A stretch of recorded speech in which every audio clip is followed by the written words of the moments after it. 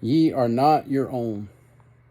Know ye not that you are not your own?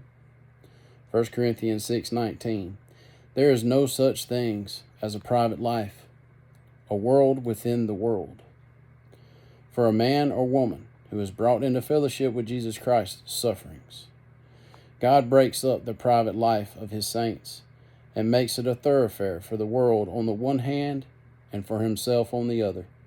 No human being can stand that unless he is identified with Jesus Christ. We are not sanctified for ourselves. We are called into the fellowship of the gospel, and things happen which have nothing to do with us. God is getting us into fellowship with himself. Let him have his way. If you do not, instead of being on the slightest use to God in his redemptive work in the world, you will be a hindrance and a clog. How many of you have felt that way? I can relate. I get it.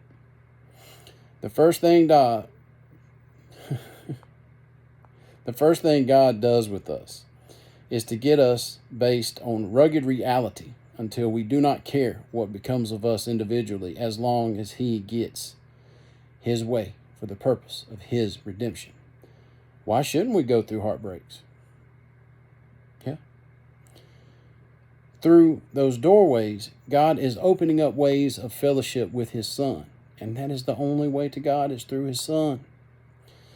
Most of us fall and collapse at the first grip of pain. We sit down on the threshold of God's purpose and die away of self-pity, and all so-called Christian sympathy will aid us to our deathbed. But God will not. He comes with the grip of the pierced hand of his Son and says, "Enter into fellowship with me, arise and shine." If through a broken heart God can bring his purposes to pass in the world, then thank him for breaking your heart. We've all had to go through struggles and pain. But have you thought about why? It's to make you. You know that old saying, pressure makes diamonds. There's a purpose in his plan. There's a purpose in the pain. And it's not, so much of us, our first step and first reaction and first impulse is to blame God for our pain. Blame him for the suffering. Please don't do that. He wants us to grow and learn from it, but most of all, he wants a relationship with us, and he wants us to fully surrender all to him. And then we can grow into who he wants and needs us to be for his glory.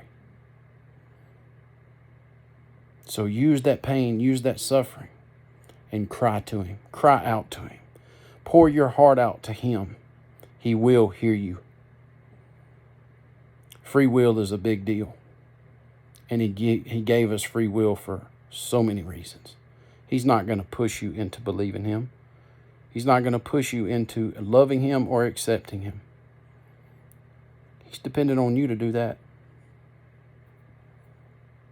If you want to find out who he is, call to him. Cry to him.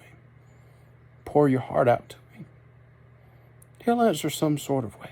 Not in an audible voice. We're not prophets anymore. But he will answer you. Somehow, some way. Just look. Listen and learn. You might just be able to learn how to really love. God bless you all.